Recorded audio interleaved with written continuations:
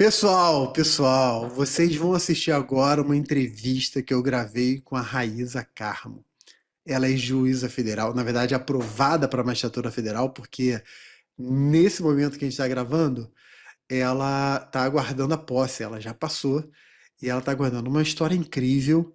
Ela ficou grávida durante o período do estudo e ela vai contar como foi as adversidades, algumas situações muito dramáticas que ela passou durante a preparação, de perdas.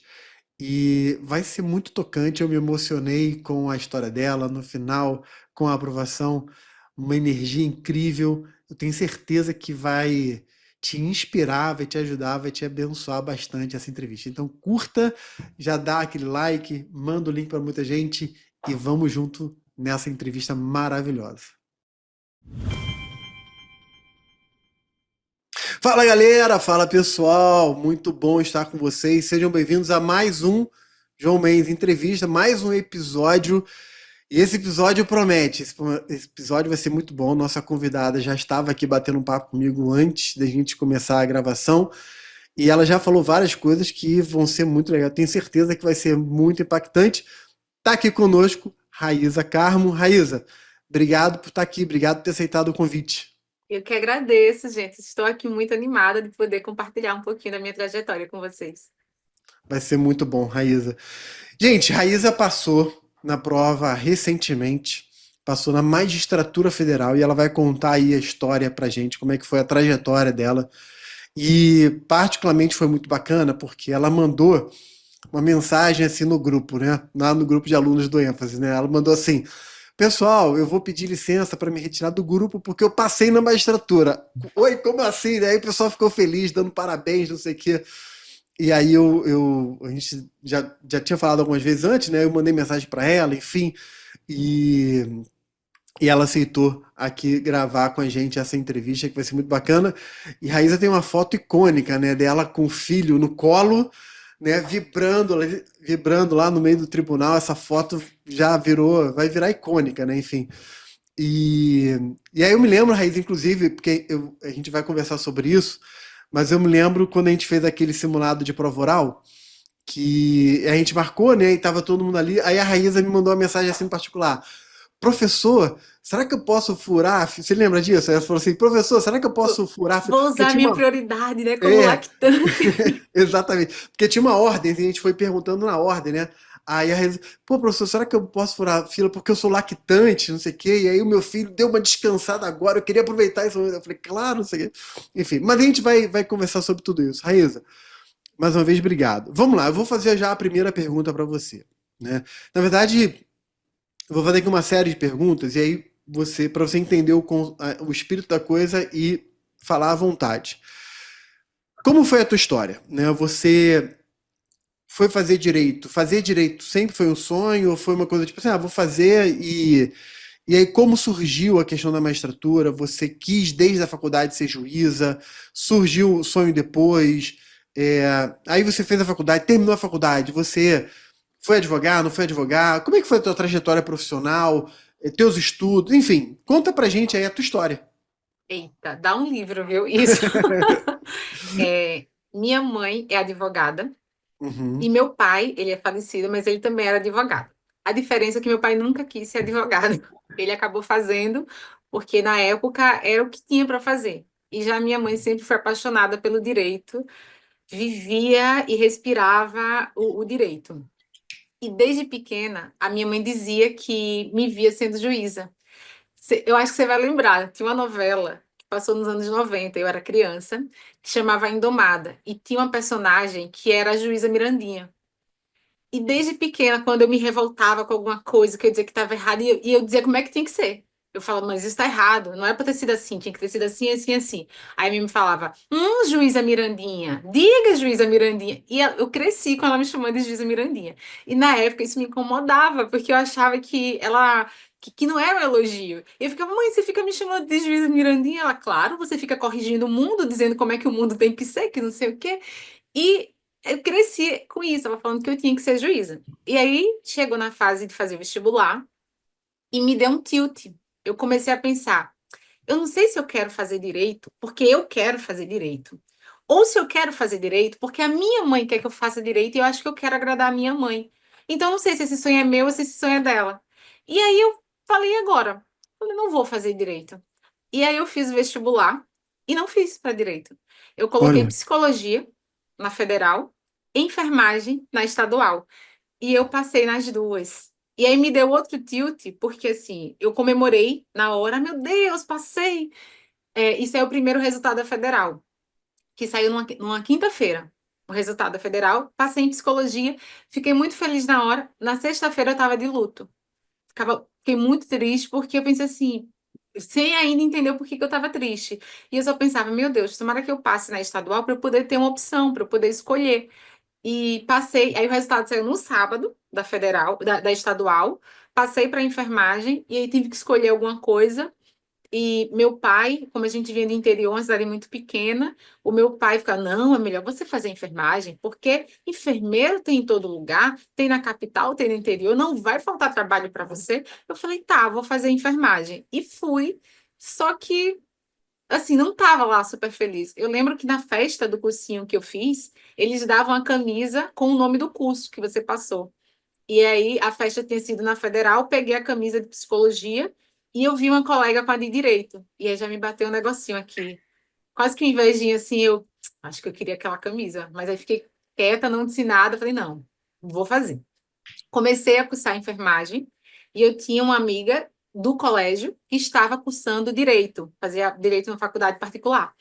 Toda vez que eu ia na casa dela, ela me mostrava as provas de direito. E eu achava aquilo muito mais interessante do que as minhas coisas. E eu falava, nossa, e começava a ler as provas, achava tudo maravilhoso. Eu só assistia série jurídica, nunca assisti Grey's Anatomy na minha vida.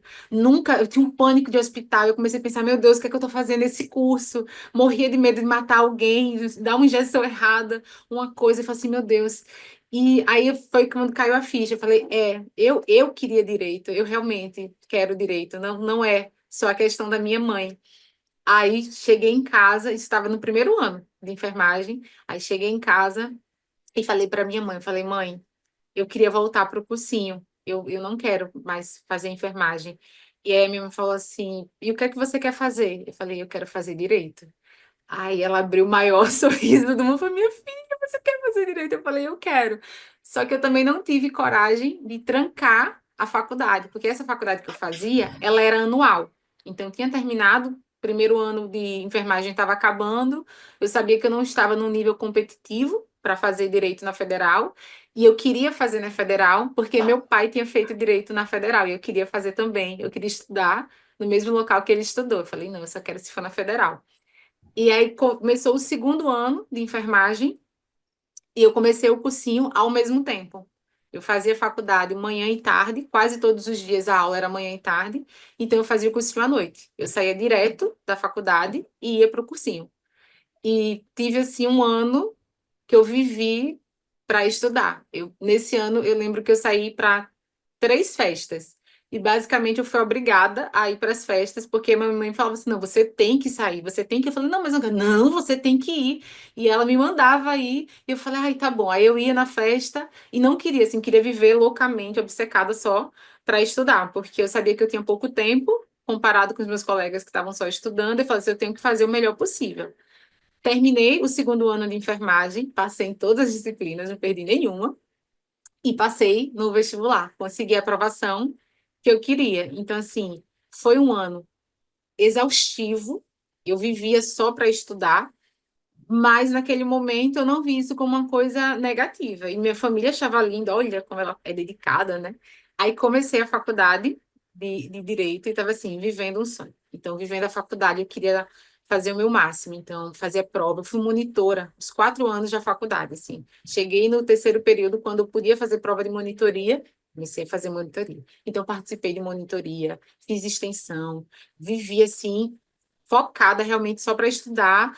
Tentava aproveitar, óbvio, saía com os amigos, ia para as festas da faculdade, mas se tivesse um choque entre uma festa de família e uma prova, aí eu falei, assim, não, vou ficar para estudar. Então, eu perdi muita viagem em família, muita coisa em família, porque ia ter uma prova de estágio, alguma coisa assim, e eu queria ficar para estudar. E a minha família super apoiava. Ela dizia, não, realmente, né? Tá estudando, que coisa linda. Aí fiz estágio. O primeiro estágio que eu fiz foi na defensoria não, foi na era um órgão estadual, era na corregedoria da Secretaria Estadual da Defesa Social. Então, só fazia processo administrativo, basicamente de policiais e coisas assim. E aí fiquei pouco tempo, porque eu passei no estágio da Justiça Estadual. Aí fiquei acho que só 2 meses nesse primeiro e já fui para estadual. Mas eu não dei muita sorte, porque eu caí numa vara que me colocaram para fazer coisas que não era o que eu achei que eu ia fazer. Eu achei que eu ia fazer decisões, sentenças, e aí me colocaram para numerar páginas no processo físico. Eu falei, mas eu não estou aprendendo nada, eu estou literalmente anotando página 101, página 102. Aí fui chorar com o juiz, por favor, deixa eu vir para o gabinete, eu quero fazer decisões, eu quero aprender. E aí ele deixou, me transferiu de setor, e eu comecei a fazer decisões, e comecei, ai meu Deus, que coisa maravilhosa. Mas eu tinha um sonho, eu queria ir para a federal. Aí fiz a primeira prova de estágio da federal. Eu achei que eu não tinha feito uma prova boa, mas eu consegui passar, porque lá eram 3 fases de estágio. Tinha a prova objetiva, a prova discursiva e a prova oral. E eu achei que a minha nota não estava boa. Aí depois falou, não, mas a nota da objetiva é isso mesmo. Aí passei na prova objetiva. Mas caí na discursiva, porque caía tributário, caía previdenciário, disciplinas que eu ainda não tinha estudado na faculdade. Então perdi. Aí abriu a prova de novo, com pouco tempo eu falei, então eu já sei o que é que eu preciso estudar. E aí fui estudar por conta própria, previdenciário, tributário, porque eu sabia que provavelmente eles iam repetir essas questões, essas disciplinas, porque eram questões muito afetas à rotina, né, da federal. Aí fui, estudei, aí passei na discursiva, aí fiz agora prova oral. Então fui para a prova oral de estagiária. E eu Uau, lembro, eram 3 juízes, a gente ficava no auditório, e eles iam por ordem alfabética, chamando os candidatos. E aí cada juiz perguntando de uma disciplina. E assim, tinha um juiz específico, quando as pessoas saíam dele, fazia uma cara assim horrível. E falei, meu Deus do céu. E aí eu, Raíza, uma das últimas, né? Cheguei, e toda vez que eu começava a responder, ele já cortava logo e passava para outra pergunta. Eu falei, meu Deus, será que ele não está gostando do que eu estou respondendo? Aí chegou um momento que ele perguntou: Você já é estagiário daqui? Eu falei, não. Ele, tá bom então.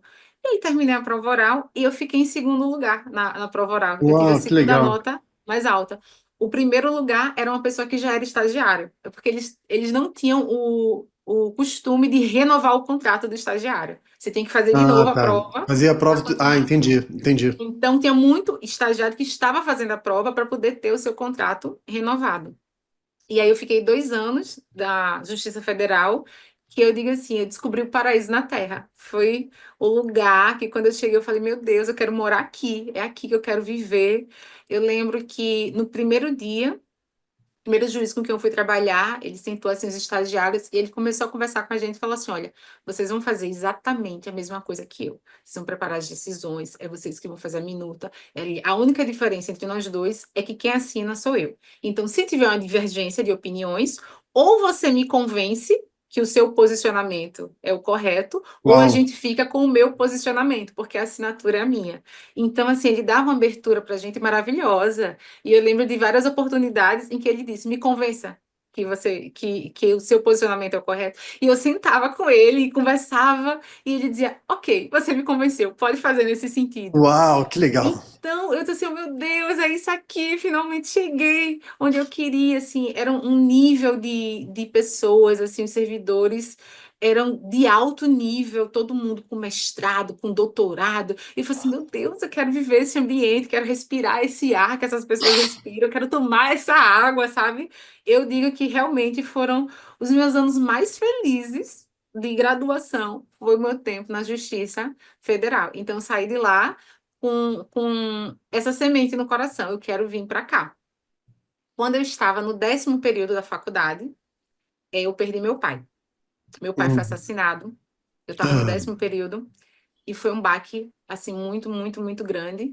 Eu fiquei uma semana sem fazer absolutamente nada. Não fui para a faculdade, não fui para o estágio, fiquei deitada e chorava. Basicamente, era isso que eu fazia. Quis desistir de formatura, fazer para mim não faz mais sentido, não quero festa de formatura, não quero mais nada. E eu estava inscrita para fazer o mestrado. Já tinha aberto a inscrição, eu queria fazer o mestrado. Aí minha família falou assim: não, você não vai desistir da formatura, você não vai largar tudo agora, você vai continuar. E depois, aí fiquei uma semana em casa e voltei para a faculdade.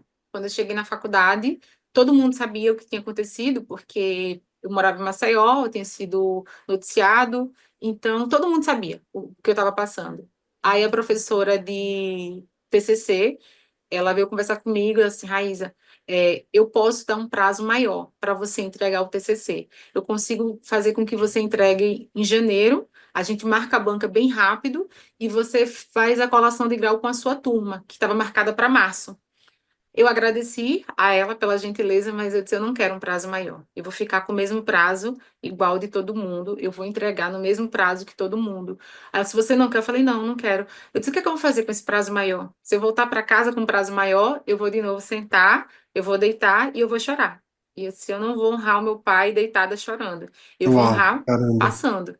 Então, eu fiquei com o mesmo prazo que todo mundo. Entreguei o meu TCC, passei com nota 10, estudei para a seleção do mestrado, fui aprovada e comecei o mestrado já no ano seguinte. Então, durante o mestrado, eu cheguei a advogar. Advoguei um tempo, mas não era assim o que de fato aquecia o meu coração. Mas naquele momento era o que eu precisava fazer. Uma perda do meu pai teve muita mudança na minha família, teve um grande impacto financeiro, então eu precisava trabalhar, queria fazer o mestrado, e eu pensava, quando terminar o mestrado, eu consigo me colocar como professora, que é uma coisa que eu queria muito. Eu, na graduação, como eu tinha feito monitoria, eu tinha um gostinho do que era a docência. Eu tinha Uhum. tido essa prova e eu tinha gostado, disse, eu quero isso também. Só que a perda do meu pai mudou muita coisa na minha vida, porque depois que a gente perdeu ele, a gente estava em casa várias vezes, lembrando momentos. E a minha família falava: ai, lembra daquela vez que a gente foi para Maragogi fazer aquele passeio, não sei o quê? Você lembra, Rai? Eu falei: não, eu não fui. Você não foi? Eu não, porque tinha aquela prova, lembra? Eu fiquei para estudar. Aí o pessoal, foi. Eita, lembra aquela vez que a gente foi para Aracaju? Aniversário do Raimundo, que era assim, o melhor amigo do meu pai, não sei o quê. Você lembra? Aí eu falei, não. Por quê? Porque eu também não fui. Porque coincidiu que tinha uma prova e eu também fiquei para estudar. Aí, eita, foi, você não foi, né? Eu falei, não fui. E isso foi um baque muito grande. Eu parei naquele momento, eu falei assim, eu não vou mais perder nenhum momento da minha vida que eu ache importante para ficar para estudar. Então, assim, nesse momento, eu não queria mergulhar de cabeça nos estudos. Eu falei, não, eu quero viver, quero aproveitar.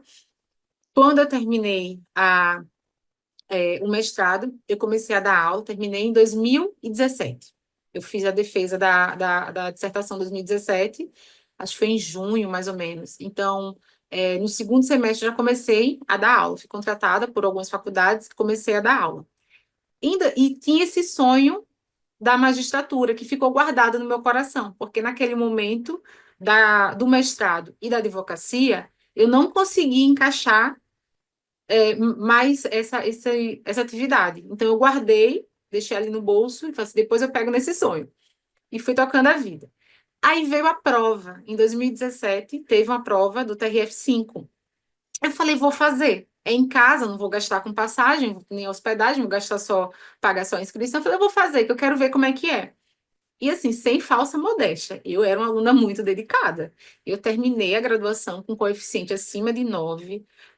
Todas as provas que eu tinha feito, eu sempre tinha passado assim com muita folga. Provas objetivas, nunca tinha feito menos de 50 pontos, de nada, sempre acima de 60%.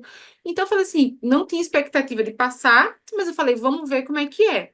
E eu tenho a prova aqui.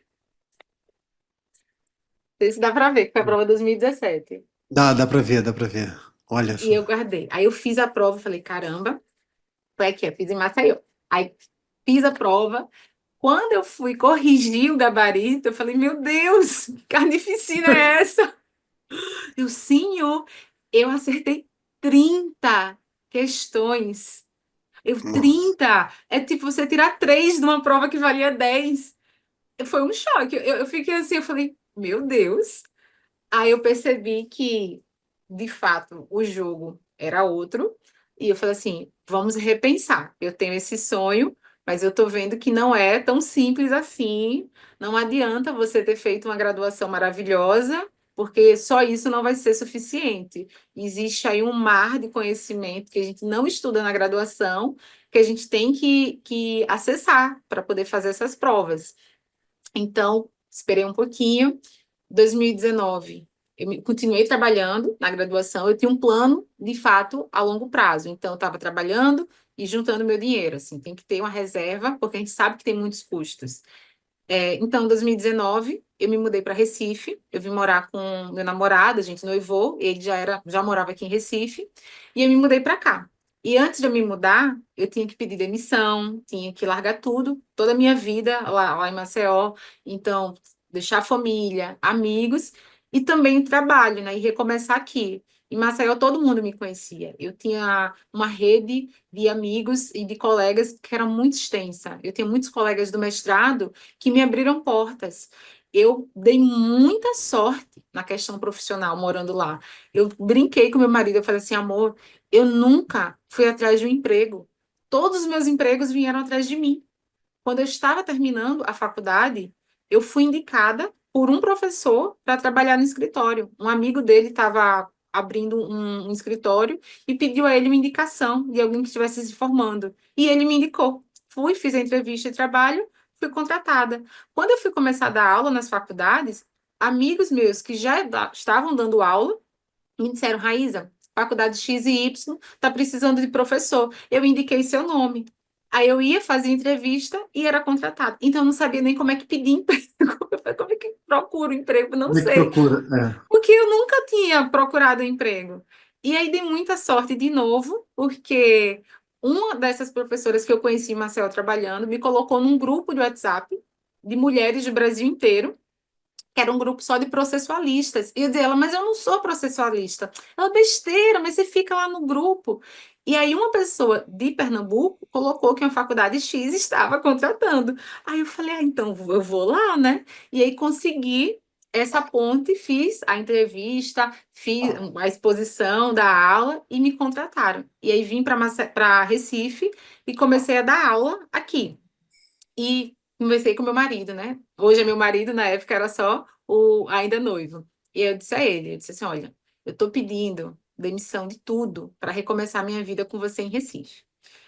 Porque na época fazia sentido, porque ele tinha um emprego aqui que era muito melhor do que o meu em Maceió. Então, financeiramente, a lógica era que eu pedisse demissão para ficar com ele aqui. Aí eu perguntei, e se a situação fosse o contrário? Você teria pedido demissão? Você pediria demissão para ficar comigo? Ele disse, pediria. Eu disse, então, eu tenho um sonho. E o meu sonho é a magistratura. E tem anos que eu estou com esse sonho guardado e eu quero, de fato, fazer isso. Aí eu perguntei, se eu passar em um local longe, se eu não passar aqui, você pediria demissão para ir comigo? Ele disse, pediria. Não, não é um problema, eu peço demissão e vou com você. Então, em 2019, Cabra macho. Gostei da firmeza dele. e muito, muito seguro, e foi meu parceiro que eu atribuo muito a essa conquista a ele também. Ele foi meu parceiro de tudo, tudo, tudo, tudo. Me deu suporte financeiro quando eu precisei parar de trabalhar, me deu suporte emocional, sempre de me deixar muito tranquila, muito segura. Foram quase 6 anos de estudo. E durante esses 6 anos, ele nunca fez sequer uma piada sobre, ai, tá demorando, né? E aí, nada, nada. Sempre dizia assim: você escolheu o Everest, amor. Você mirou no mais alto. Se você tivesse mirado em qualquer outra coisa, você com certeza já teria passado. Mas você quis mirar no mais alto. Então faz parte. Fique calma. Eu confio em você. Eu sei que você vai passar. Eu disse assim: você acredita mesmo? Ele, acredito. Eu sei que você vai passar. Então, assim, de todas as formas possíveis que alguém poderia dar apoio, ele me deu. E ele foi, assim, de fato, um presente de Deus na minha vida. Então, eu comecei essa jornada quando eu me mudei, de fato, para Recife em 2019.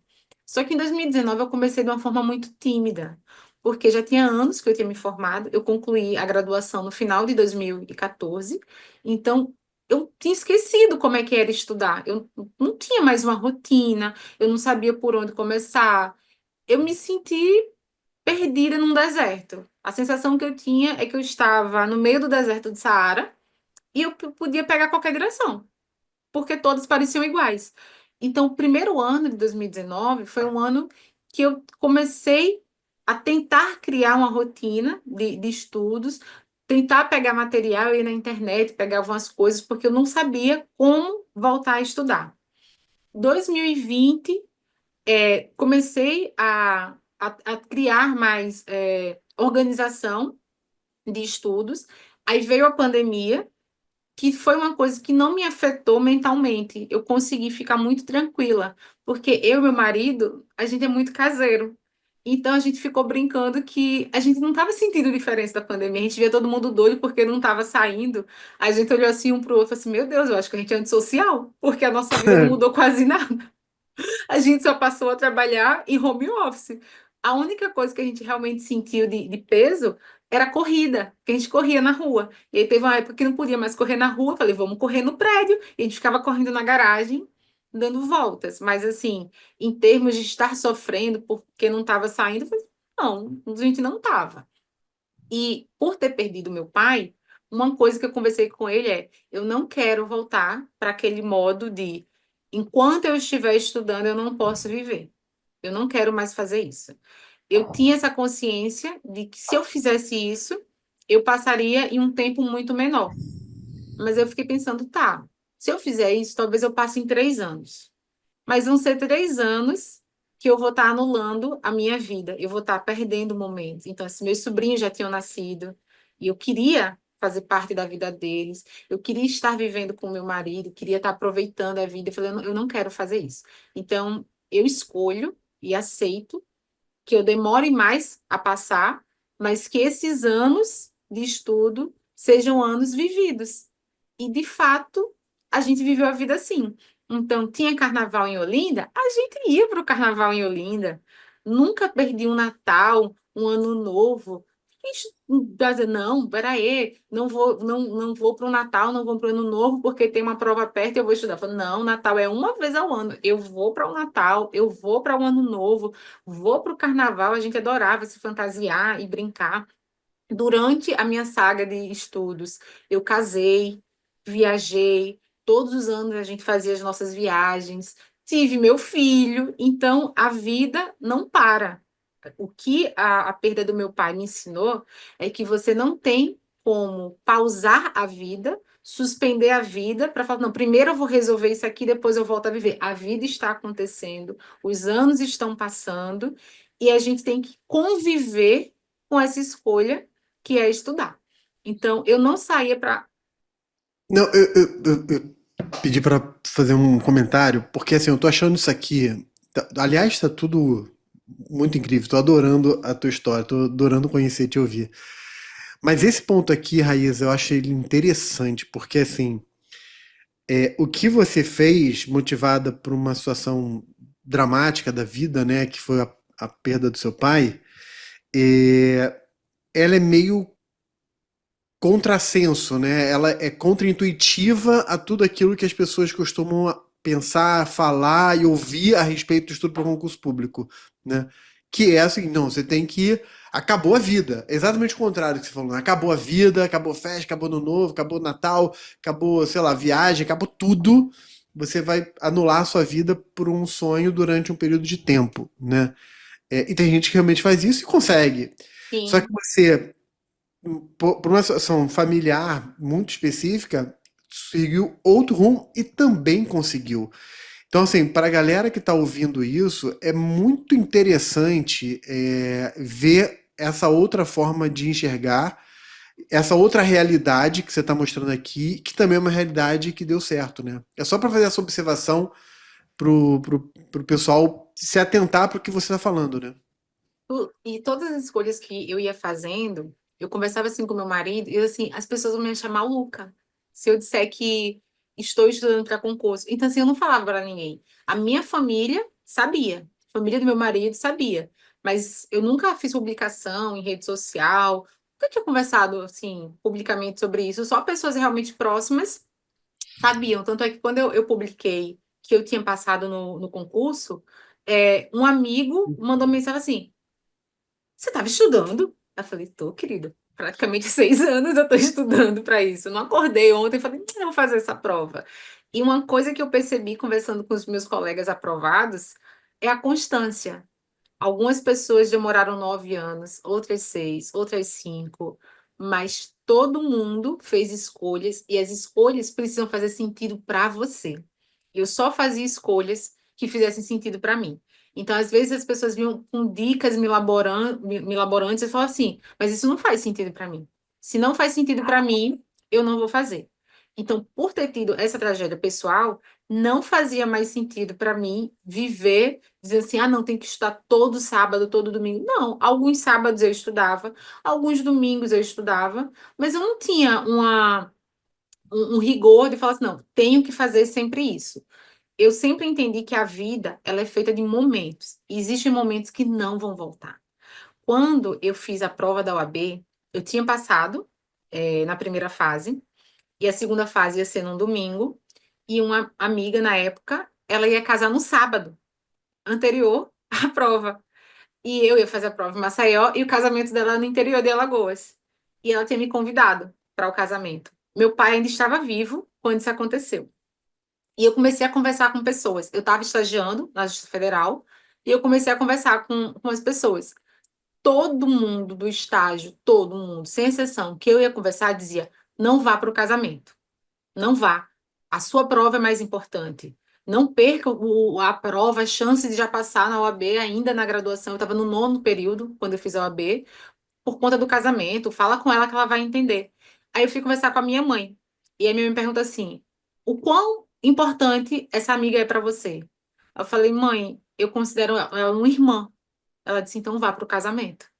Quantas vezes você acha que essa sua amiga vai casar? Eu disse: eu espero que uma só, né? Ela disse: então vá para o casamento. Ela disse: você vai para o casamento, você vai prestigiar sua amiga, mas você não vai beber, você não vai ficar até o final da festa. Você vai voltar cedo para casa e você vai descansar. Tudo que você estudou ao longo desses anos de faculdade não vão ser apagados da sua cabeça se você comparecer ao casamento. Então vá. E minha mãe foi a única pessoa que disse para eu ir ao casamento. E eu fui. Fui para o casamento, prestigiei a cerimônia, fiquei acho que 1 hora na recepção e fui embora. Acordei cedo no dia seguinte, voltei para Maceió, fiz a prova e passei na UAB.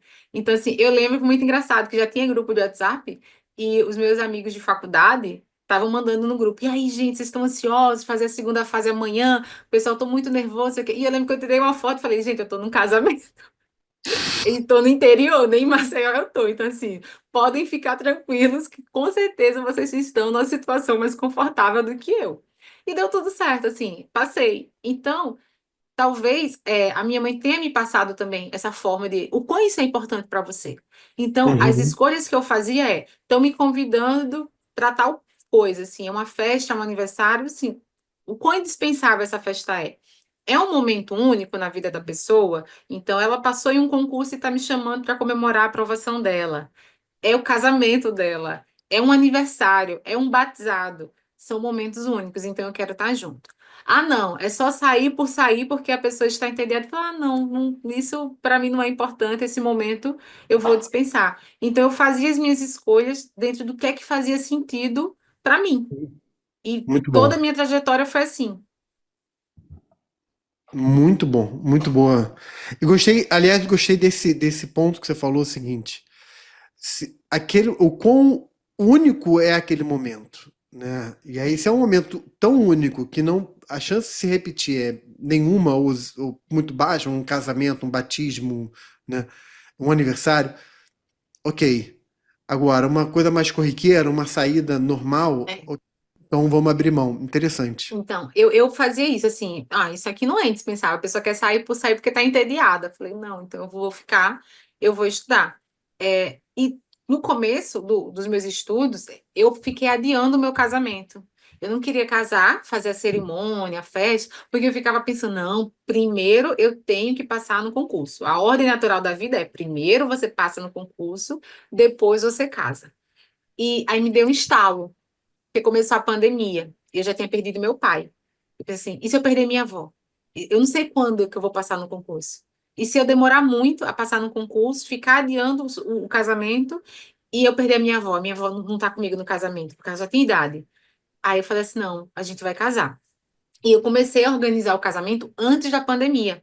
Só que aí veio a pandemia, a gente suspendeu. Falou, não, vamos aguardar. Começou 2021, já tinha vacina. Em tese, a gente achou que a pandemia ia ser superada. Então marcamos o casamento. E eu ia casar dia 24 de abril, que é o dia do aniversário do meu marido, porque ele e eu somos péssimos com data. Então a gente escolheu o aniversário dele, que era para nunca esquecer qual era a data do casamento. Muito bom. E aí, eu falei assim, a gente casa dia 24 de abril. Quando foi em março, começou aquela segunda onda de Uau, Covid e foi uma coisa horrível. E a minha mãe foi contaminada em março. uau. E aí minha mãe foi internada, minha mãe foi entubada. E assim, foram 2 meses de hospital. O nosso casamento teria que ser adiado de qualquer forma, porque com a pandemia, como veio essa onda muito forte, os eventos voltaram a ser proibidos. E eu entrei assim, naquele momento, em um desespero, pensando: meu Deus, será que eu não tenho direito a fazer uma festa? Porque alguma coisa ruim vai acontecer. Faltavam 6 meses para minha festa de formatura, eu perdi meu pai.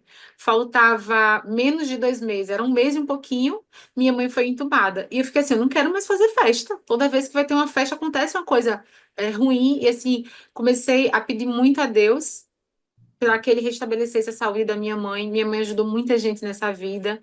E eu lembro que quando a gente orava, eu disse assim, Senhor, eu não sei se eu sou digna desse pedido, mas eu sei que ela é. Então, assim, eu pedia demais, demais, demais por essa recuperação. E ela conseguiu, assim. Minha mãe, ela Graças a foi, Deus. ela foi estubada, ficou menos de 2 dias fora do tubo e precisou ser entubada de novo. Então, assim, a Ai, gente meu Deus. comemorou e depois veio aquela coisa, meu Deus do céu. Mas, assim, eu sempre tentava entender o que estava acontecendo.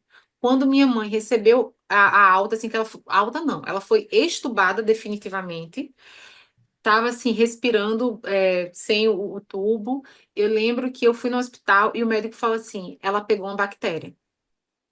E eu, muito calma, perguntei: vocês conhecem a bactéria? Eles conhecemos. Eu disse, é comum as pessoas nessa situação pegarem essa bactéria? Ele falou, fiz, então vocês sabem tratar, não sabem? Ele disse, sabemos. Eu disse, então vocês vão tratar minha mãe e ela vai se recuperar. E foi dito e feito, assim, eu acredito muito no poder da palavra, acredito muito no nosso pensamento, na nossa energia, na nossa vibração. Então, em todo momento, eu orava, pedia a Deus e pensava o que é que pode acontecer e sempre conversando com os médicos e não quero que vocês me iludam, porque eu sei que vocês não podem me iludir. Eu só quero que vocês me digam racionalmente qual é o passo a passo que vai acontecer. É uma bactéria conhecida? Tem tratamento? Eu falei, então vocês vão conseguir tratar.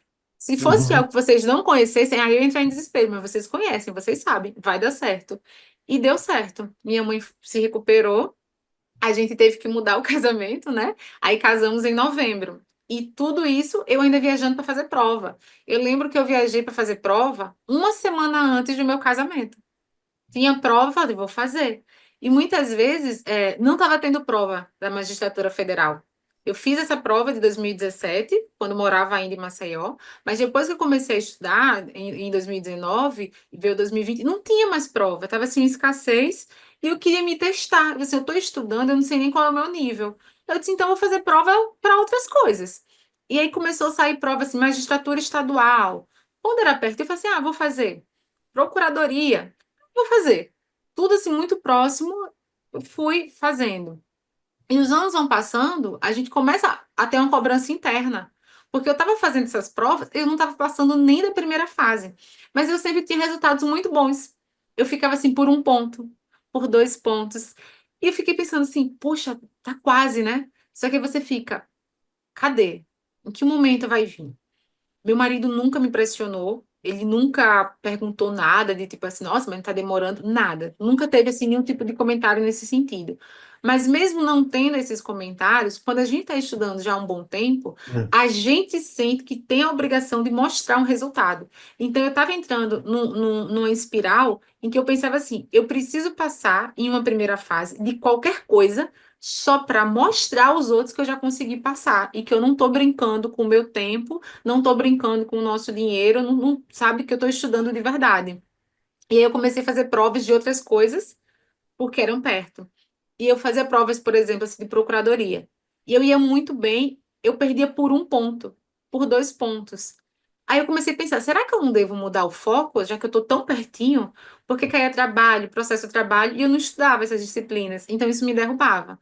Aí eu fui É. conversar com meu marido, eu falei assim, amor, estou pensando em começar a estudar para trabalho, processo de trabalho. E ele assim, mas é essa carreira que você quer? Aí eu não. Ele, então por que você vai estudar para uma coisa que você não quer? Eu disse, porque eu tô querendo alguma coisa. Eu disse, já tô há muito tempo estudando.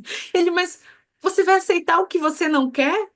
Aí eu fiz assim, não faz sentido, né? Eu vou estudar para uma coisa que eu não quero, porque parece ser mais fácil do que o que eu quero. Então, nesses momentos, ele me puxava para a realidade, conversava comigo e dizia, não faz sentido. Se você dissesse que você quer, você se vê feliz, e muitas vezes me peguei pensando assim, mas é uma carreira boa, tem uma remuneração boa, então eu já estava pensando assim em coisas que tentando me consolar de que, eu vou deixar esse sonho de lado. E ele dizia assim, é o que você quer? Aí toda vez que ele fazia essa pergunta, mas é o que você quer? Eu fazia, não, não é o que eu quero. Ele, então não faça, amor, continue com o que você tá.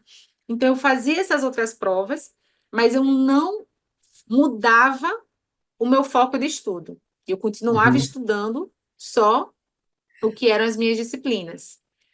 E sempre tendo esses resultados muito pertinho. Eu tenho aqui uma coleção de provas que eu guardo. Tudo isso aqui são provas de outras Olha carreiras. só. Eu fiz prova da AGU, procuradoria, fiz muita procuradoria. Aí comecei a fazer para Justiça Estadual. Só que eu não ia estudar, por exemplo, Direito à Criança e do Adolescente. Às vezes, assim, uma prova, vai cair agrário. Eu não parava para estudar essas disciplinas. E a gente seguindo a vida. Aí eu fiz a primeira prova, foi o TRF4, que eu acho que foi 2022. Eu fiz e eu fiquei por um ponto. Eu perdi por um ponto a prova Uau. objetiva. Mas eu fiquei super feliz. Eu falei, caramba, eu tô bem pertinho. E 2 semanas depois foi o TRF3. Foram provas assim muito próximas. Aí eu fiz, corrigi o gabarito, eu tinha feito 75 pontos. E eu fiquei assim, meu Deus, 75 é uma nota muito boa, né? Para quem tinha feito 30 há uns anos atrás, eu falei, fiz 75. E aí comecei a conversar com o pessoal, falou, não, você passou. 75 você passou, com certeza você passou. E não passei, porque anularam 3 questões que eu já tinha acertado e a nota subiu para 78. E aí foi engraçado, porque tinha sido a minha segunda prova para a magistratura federal. E na hora, quando o pessoal ficou falando que eu ia passar para a segunda fase, me deu um desespero, porque eu nunca tinha estudado para a segunda fase. Eu pensei, eu não sei fazer sentença, eu não sei. E começou a me dar um desespero. Ai, meu Deus, eu não sei, eu não sei, eu não sei. E aí depois veio o resultado que eu efetivamente não tinha passado. Falei, ai, me desesperei por nada. Não era melhor eu ter ficado tranquila e ter aproveitado o tempo? Fiquei nervosa porque achei que não tinha capacidade de fazer a segunda fase, mas agora eu percebi que eu queria muito fazer essa segunda fase. Então eu fiquei assim, não, nunca mais eu vou ter esse sentimento de rejeitar a segunda fase, de ficar falando eu não estou pronta, eu não quero. Eu falei, não, eu quero essa chance. Aí fiz o TRF1. Quando eu fiz o TRF1, para mim foi um baque, porque eu fiquei longe, assim, faltaram 4 pontos da nota de corte. E na minha cabeça eu estava progredindo, então com certeza eu deveria passar na próxima. E quando eu fiquei 4 pontos, do corte abaixo, eu falei, não, eu estou piorando, eu estou ficando mais longe. Então eu falei, tenho que pensar em alguma coisa, tenho que rever alguma coisa. E a idade passando, o tempo passando, eu decidi que eu queria ter um filho. Meu relógio biológico estava pedindo, sentei com meu marido e falei, eu acho que é a hora da gente ter o nosso filho. Aí ele comigo conversou de novo, falou assim, amor, você entende, se você fizer essa escolha, talvez você precise adiar o seu sonho em mais 2, 3 anos, porque você não vai conseguir manter o mesmo ritmo, você vai ter que diminuir. Não sei o que. Eu falei, não, tudo bem, mas o meu coração está pedindo por um filho, e eu quero. Ele falou, então, tudo bem. E engravidei. Eu acho que eu fiz a prova do TRF1 grávida, porque quando eu voltei da Bahia, eu fiz a prova na Bahia, quando eu voltei em Recife, que eu fiz o exame, eu estava grávida. E eu Ah, fiquei muito feliz. Foi aquela sensação, ai meu Deus, passei. Passei, ó, tô grávida, que a gente queria muito, a gente estava tentando alguns meses. Só que aí veio a notícia do Enan, que isso não estava no meu dos planejamento. planos. É. Quando eu decidi engravidar, na minha organização não tinha o Enan. Aí veio a notícia que ia ter o Enan, e o pior, ele não tinha uma data certa. Só se falava que seria entre março e abril. E a minha data prevista para o parto era dia 6 de abril. Aí eu falei, meu Deus, eles podem marcar a prova para o dia que está previsto o meu parto. Então eu comecei a estudar para o Enan, sem saber se eu conseguiria fazer a prova do Enan. Olha E só.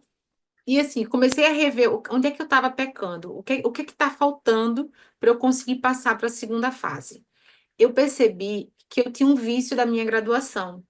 Eu fiz uma graduação que era muito focada em doutrina. A gente lia muita doutrina, a gente só fazia questões abertas. Eu tinha medo da prova de marcar X, porque não tinha margem para discutir com a questão, não tinha margem para explanar as ideias, e eu não tinha sido condicionada a fazer provas de marca X.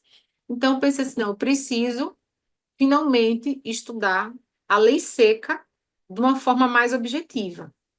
Aí, estava num grupo do WhatsApp e jogaram um cronograma de lei seca para ler em 90 dias. Eu falei, tudo bem, vou começar a ler isso aqui. E aí fui fazendo isso grávida, fazendo essa leitura. Só que eu também não segui esse cronograma à risca, porque ele também não fazia sentido para mim. Eu acho que ele era de magistratura estadual. Então, eu fui fazendo adaptações. Tirei coisas que não faziam sentido e incluí outras. Mas ele tinha um roteiro de leitura que ele quebrava alguns dispositivos. Então, por exemplo, chegava na parte de contratos. Ele não mandava você ler contrato de compra e venda inteiro em um dia. Ele Uhum. fracionava. E para mim isso não fazia sentido. Eu falei, não, eu estou lendo compra e venda, eu quero ler tudo de compra e venda de uma vez só. Se eu vou ler doação, eu vou ler tudo de doação de uma vez só. E eu fazia isso com todas as disciplinas. Então, não seguia à risca esse cronograma, eu ia adaptando para o que fazia sentido para mim. Eu pensava assim: ler a lei é como se eu estivesse lendo um livro de literatura. São capítulos, são partes de uma história que eu preciso Boa. entender. Eu não vou parar um livro de literatura na metade do capítulo. Eu vou ler o capítulo inteiro e eu vou parar. Então, eu fazia isso com esse cronograma. Então, assim, às vezes ia ler processo penal, você vai na parte de provas ou medidas assecuratórias, que era uma parte imensa. Não conseguia seguir o cronograma porque eu precisava ler 5 dias no que estava previsto para um dia. Eu falei, então hoje eu só vou ler processo penal, mas eu vou ler isso tudo porque eu preciso dessa visão holística, porque muitas vezes os dispositivos conversavam. Então eu sempre li ele todo. E aí passei a gestação focando nessa leitura, que eu percebi que era isso que estava me derrubando, porque muitas vezes quando eu ia fazer a prova de marca X, o que estava escrito na alternativa era ipsis literis, assim, era a letra da lei que estava lá. Mas eu estava achando estranho, porque eles copiavam o caput do dispositivo. E aí o caput tinha uma regra. E o parágrafo único tinha uma exceção. Eu não conhecia a letra da lei, mas eu conhecia o instituto. Eu sabia da regra, eu sabia da exceção. E quando eu lia só a regra, eu dizia, não, tá errado. Por quê? Porque ele está colocando aqui como se fosse só isso, e não é só isso, está faltando a exceção. Então eu ficava caçando o defeito nas coisas. E quando eu ia olhar o gabarito, eu dizia, ué, mas e a exceção que não está aqui? Aí eu pegava o Vademecum e falava, caramba, não tem nem como recorrer, é letra de lei. Aí eu comecei a perceber que eu precisava ter familiaridade com a letra da lei. Então, fui fazer essa imersão no que eu senti que estava faltando. E continuei fazendo, assim, o estudo sem saber se eu conseguiria fazer a prova por conta do meu parto, porque eu não queria parto cesáreo, eu queria fazer um parto normal. Eu tinha pesquisado muito antes de engravidar e eu vi o quão o parto normal era benéfico para a mãe e para o bebê. Então, eu falei, não, eu só vou fazer uma cesárea se for uma necessidade. E aí eu Aham. penso, toda vez que eu ia conversar com alguém durante a gestação, assim, vai fazer cesárea, né? Eu fazia, não, eu quero normal. Você é louca? Eu fazia, gente, parto normal é como a mãe natureza planejou. E as pessoas sempre me diziam coisas, não, você tá maluca. Ah, você é muito corajosa. Eu falei, meu Deus, inverteram tudo. E aí eu fazia uma analogia. Imagina que você está preso dentro de um quarto e você quer sair desse quarto, porque você precisa sair. Você tenta arrombar uma parede ou você tenta abrir uma porta que naturalmente foi feita para aquilo? Eu vou tentar abrir a porta primeiro. Se a porta deu defeito, não está conseguindo abrir, agora eu vou derrubar a parede para tentar sair daqui. Eu falei, mas eu Muito bom, quero. muito E, bom. e assim, aí me preparei para o parto normal, eu fiz yoga, fiz fisioterapia pélvica, fiz pilates, assim, ó, tudo que está no meu alcance, eu vou fazer. E, assim, a gestação avançando, marcaram a prova para o dia 14 de abril, e o meu parto, eu fazia 40 semanas no dia 6. E aí todo mundo falava, não, mas o primeiro filho eu nasci antes, e nada de Miguel vir. Aí eu conversava muito com ele. Na barriga, eu alisava assim, mãezinha, olha, filho, mamãe vai fazer uma prova, eu preciso que você me ajude. Você já está tudo prontinho. A médica disse que não tem risco nenhum se você nascer agora. Então, se você quiser vir, mamãe está pronta, viu? Agora, se você não for vir agora, espere passar a prova da mamãe, deixa a mamãe fazer essa prova e você vem depois. E sempre conversava com ele. Eu estudei a gravidez inteira, não parei de estudar em nenhum momento. E assim, meu filho maravilhoso. Me deixava fazer tudo. Eu ficava aqui na minha cadeirinha estudando, estudando, ele bem quietinho. Quando eu ia deitar para dormir, aí ele começava a mexer. E dizer: pronto, filho, pode mexer. Mamãe já terminou de estudar, fique à vontade para brincar. Pode mexer o quanto quiser, que mamãe dorme com você mexendo. E tive assim uma gestação muito tranquila nesse aspecto. E Miguel, ele veio de fato no dia 6 de abril, na data prevista para o parto, porque a minha médica ainda tinha dito, Raíza, é raríssimo um neném nascer na data prevista, não nasce. Ou eles vêm antes, ou eles vêm depois, mas é muito, muito raro nascer no dia que completa 40 semanas. E Miguel nasceu no dia que ele completou 40 semanas. Então, eu disse assim, vou conseguir fazer a prova, falta uma semana para a prova, eles vão me dar alta, a gente vai fazer a prova. Eu tinha solicitado o direito de amamentação com a ultrassom, porque ele não tinha nascido ainda, então mandei a ultrassom para a FGV. Falei: olha, gente, é provável que eu esteja com o neném na data da prova, então vou pedir É, já a amamentação. Fui fazer a prova, meu marido foi comigo. E eu acertei 66 de 80. Eu fiz aqui uma regra de maravilhoso. 3, dá 82% da prova. Maravilhoso. Então, consegui assim fazer a prova de uma forma maravilhosa. Aí todo mundo me perguntava assim, eu tinha uns amigos que estudavam para concurso, sabia que eu estudava. Quando o Miguel estava com 3 meses de vida, me perguntaram: e aí, já voltou a estudar? Aí eu falei: eu não parei. Falei assim: como assim você não parou? Eu falei: eu não parei. Eu continuei estudando do mesmo jeito. Ele falou: você continuou estudando? Eu falei: continuei. E aí eu usei uma analogia para explicar. Eu faço corrida. E às vezes, durante a corrida, quando meu marido estava cansado, ele queria caminhar para a gente depois correr. E eu odiava fazer isso, porque toda vez que a gente parava para caminhar, ia voltar a correr, a dor era absurda, doía muito. E eu dizia a ele: eu prefiro continuar correndo, administrando essa dorzinha que eu estou sentindo, do que parar de correr para voltar depois, porque eu sinto que dói muito mais. E eu falei: se eu parar de estudar para depois voltar, vai ser pior. Eu Vai vou ser ter que pior. tentar criar uma rotina, porque assim, quando você para, aí eu falei: não vou parar. Falei: vou continuar dentro do que for possível. E aí, a vida vai dando as oportunidades pra gente. Eu acho que você não sabe disso, João, mas eu já trabalhei para você. Olha só. Eu trabalhei para o ênfase. Eu estava grávida, E aí eu recebi um e-mail, porque eu sempre fazia simulados do ênfase, né? Eu era aluna do regular, eu sempre fazia simulados, tirava nota boa, ficava super feliz. Falei, ai, tirei uma nota boa. Aí eu recebi um convite para fazer um teste para residência jurídica do ênfase. E eu tava grávida.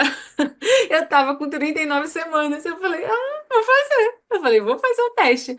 Fiz o teste, passei. Eu fiz uma reunião, acho que foi na quarta-feira. No Ah, sábado, Miguel nasceu.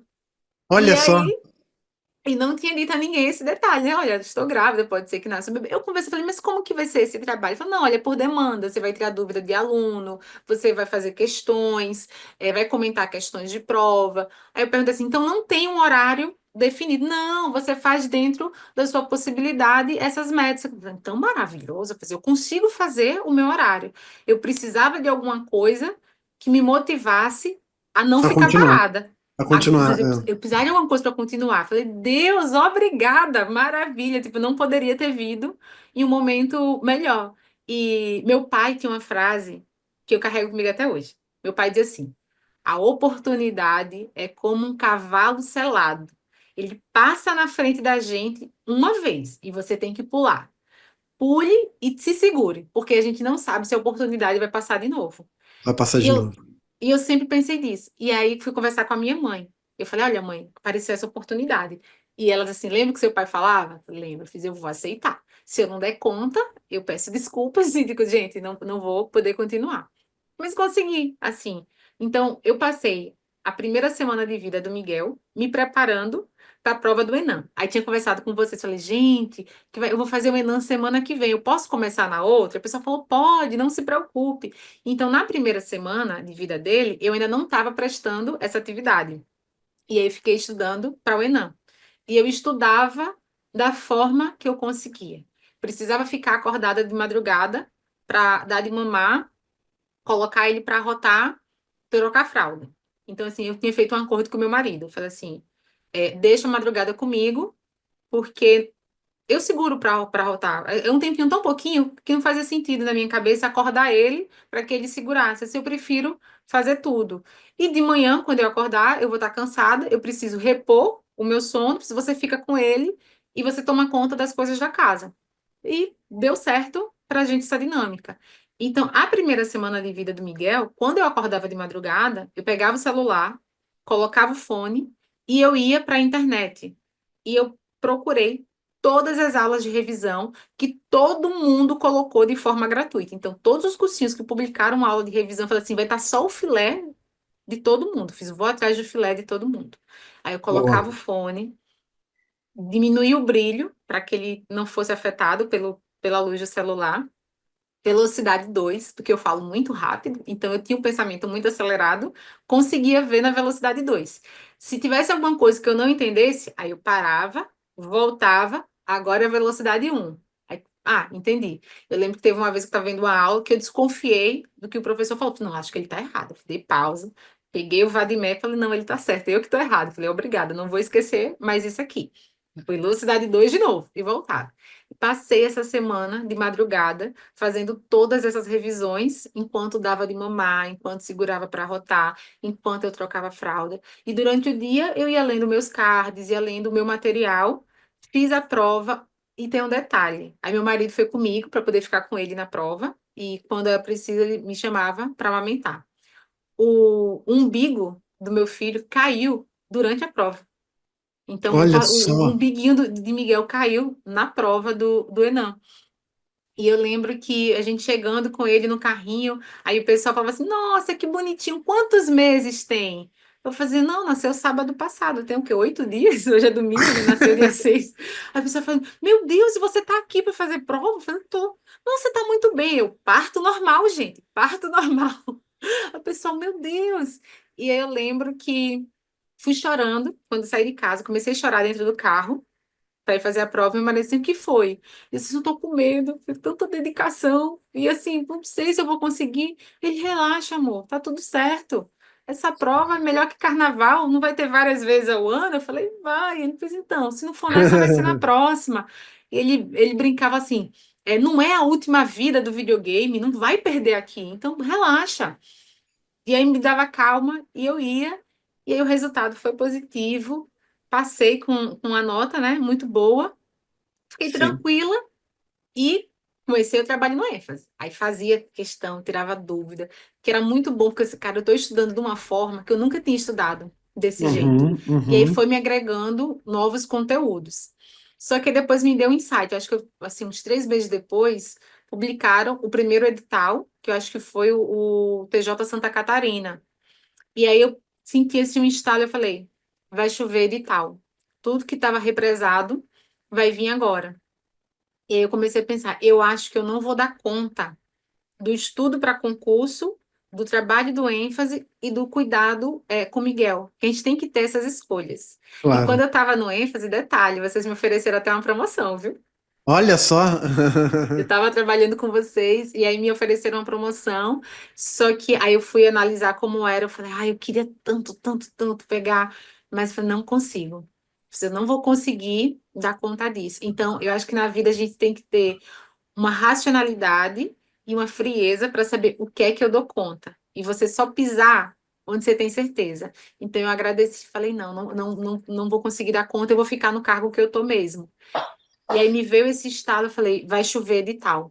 E eu vou precisar mudar o foco. Eu não imaginava que já ia começar com a segunda fase, como foi o TRF2. Mas Sim, alguma coisa sim. dentro de mim falava assim, ó, isso aqui foi muito bom para você, mas agradeça, dê o aviso e encerre esse ciclo. E aí eu conversei com o pessoal, falei, gente, eu vou precisar entregar, porque eu estou sentindo que eu preciso fazer isso. E foi assim, dito certo. Eu acho que cumpri o aviso que eu tinha combinado, e acho que uma semana depois, 2 semanas depois, o TRF2 lançou o edital. E aí veio com essa surpresa maravilhosa que é, vai começar da segunda fase. E eu falei assim, meu Deus, essa é a primeira vez que eu vou fazer uma segunda fase. Aí quis endoidar, pensando, ai meu Deus, será que eu dou conta? Aí me veio aquele estalo de quando eu achei que ia fazer uma segunda fase, não fiz. Eu falei, não, eu vou ser muito grata. Então eu conversava muito com uma amiga que também ia fazer a segunda fase e que estava querendo endoidar. Eu falei, não, não vamos endoidar, vamos agradecer. Eu falei assim, Carol, o quanto que a gente sonhou em fazer essa segunda fase, o quanto que a gente quis. Olha como Deus é maravilhoso. A gente está há anos pedindo pela chance. Porque no meu coração eu sentia, eu só preciso de uma oportunidade. Eu fui feita, moldada na minha graduação para uma segunda fase. E eu sentia que se eu chegasse na segunda fase, eu ia conseguir. Assim, eu tinha muito isso no meu coração, que o meu obstáculo era a primeira fase. Quando eu chegar na segunda, eu sinto que eu vou conseguir. E, assim, Deus foi maravilhoso. Fiz a segunda fase, precisei deixar Miguel com o pai, estoque de leite em casa, porque Miguel ainda ia fazer 6 meses.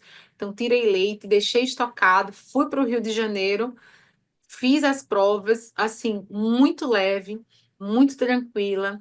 Tive um estalo, assim, no Uber, a gente indo para a prova, eu disse a ela, vamos revisar a execução fiscal? Ela falou, vamos. E na sentença cível, que veio do tributário, caiu exatamente o que eu chamei ela para revisar. E ela disse assim, menina, você tá contínua. Eu falei, olha, eu tenho certeza que essa sentença vai ser algo muito específico da federal. Aí eu tinha algumas apostas, assim, olha, ou ela vai ser previdenciário, ou vai ser tributário, ou vai ser alguma coisa envolvendo marca, alguma coisa envolvendo marca, registro, que vai ser uma questão de empresarial do INPS, vai ser alguma coisa. Ela, não, por que que você está achando isso? Eu disse, porque tem muita gente que está vindo da estadual pela oportunidade. Se cair responsabilidade civil, se cair improbidade administrativa, todo mundo vai saber fazer, porque na estadual tem muito isso. Então, eu não acho que eles vão por esse caminho, eles vão por outro. E aí acabei dando essa sorte de que o meu estalo realmente estava nesse sentido. Aí fiz a prova, eu nunca saí confiante de uma prova, dessa vez eu saí. E eu disse, "Olha, amiga, eu acho que a gente vai passar." Foi a primeira vez que eu saí de uma prova, falei, vou passar, tenho certeza. Só que aí eu não passei. Quando saiu o resultado, eu estava indo para uma consulta com o Miguel no carro e foi noticiado pelo YouTube, né? Foi transmitido e não era em ordem alfabética. Eles estavam abrindo as provas e chamando em uma ordem aleatória. E eu também dei muita sorte porque tinha 10 minutos que eu tinha colocado no YouTube, chamaram meu nome. Aí falaram assim, Raíza, 5,65. Aí eu fiquei arrasada. Eu falei, caramba. Aí fechei o YouTube, fui no grupo dos amigos de WhatsApp, falei, ó, gente, não deu para mim, fiquei com 5,65. Boa sorte para vocês. E assim, eu vi algumas notas muito baixas durante a transmissão, mas como eu nunca tinha estudado para uma segunda fase, eu nunca tinha acompanhado. Se eu fazia uma prova objetiva e eu não passava, o concurso para mim morreu. Eu falei, acabou, vou pensar no próximo. Esse aqui já Sim, sim. foi, vamos para o próximo. Então eu não tinha noção do que era uma nota alta. Eu saí com coeficiente 9 da faculdade, um 5,65 para mim era uma nota muito baixa. Aí o pessoal começou a me dar parabéns, parabéns, que nota maravilhosa. Eu falei, gente, como que é uma nota maravilhosa se eu não passei? Eu não estou entendendo isso. Aí eu peguei a minha prova, abri o espelho, eu falei, ué, acho que tem aqui uns pontos que eu merecia. E eu fiz o meu recurso. Sentei, fiz o meu recurso, aí chamei o meu marido para ele me dar uma ajuda. Ele é engenheiro civil, então uma visão de fora eu achei que ia me ajudar, porque ele seria mais objetivo do que eu. Eu Claro. que era sujeita ali interessada, né? Então tinham coisas que ele falava, não, amor, eu não acho que você deve mencionar isso, porque essa dificuldade foi para todo mundo, não foi só para você. Então isso aqui não. E aí ele me ajudou a lapidar o recurso, deixar ele ainda mais objetivo. Então fiz o recurso, mandei e quando saiu o resultado deu uma falha na transmissão que ficou mudo no dia. A gente não só falou assim, 20 recursos foram providos. E quando começou a chamar os nomes, a transmissão ficou muda. E a gente não ouviu Hum. os nomes. Eu falei, mas Só, gente, só para eu dar falei, emoção, né? eu falei, gente, quem passou? E a moça, com Libras, alguém entende Libras, gente, para saber quais são os nomes que ela está falando? Aí eu lembro que eu liguei para minha mãe e falei, ó, mãe, 20 abençoados passaram, mas a gente não sabe quem são. E aí tava em um grupo de WhatsApp conversando, e no WhatsApp tem meu nome, né, Raíza. Aí a menina falou, olha, uma Raíza passou. Aí eu falei, mulher, não brinca. Mas qual que é o nome? Você viu? Porque eu não tô. Ela disse, não, mas vai lá de novo. Aí eu voltei na transmissão que ficou salva. Eu falei, mas aqui ainda tá mudo. Aí ela falou assim: Raíza da Silva Costa Carmo, é você? Eu falei, sou. Ela, então você passou. Eu falei, mulher, não brinca, porque eu tenho um filho pequeno para criar, eu não posso infartar. Você tem certeza que fui eu? Ela disse, foi, tá lá seu nome. E eu tinha acabado de colocar Miguel para dormir. Eu não podia nem gritar, porque ele estava dormindo. Aí eu tirei uma foto fazendo assim, com ele no fundo, e mandei para a pessoa. Falei, meu Deus, é sério, eu passei.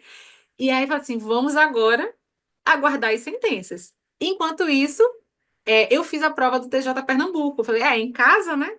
Vou É. fazer. Se meu sonho não era estadual, mas está aqui, vou fazer. Fiz a prova do TJ Pernambuco.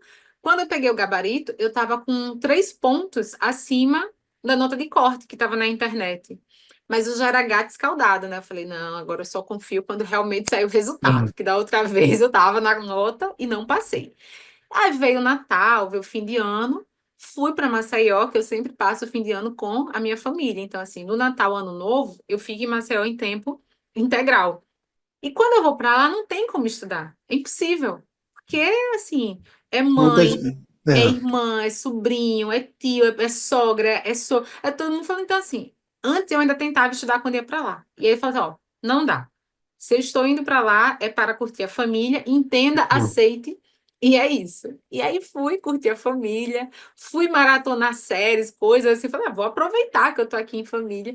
E aí foi engraçado, porque eu realmente não estava estudando. Eu falei, não, tô cansada, preciso descansar um pouquinho. Aí eu recebi uma mensagem de uma pessoa que é juiz federal também, é professor, falando assim, nossa, porque eu sei o quanto é difícil estar longe da família, passar ano novo, Natal estudando, não poder estar com eles, mas com fé em Deus vai ser o seu último ano. E eu falei, ih, rapaz, Não é eu pra mim isso topo. aqui, não.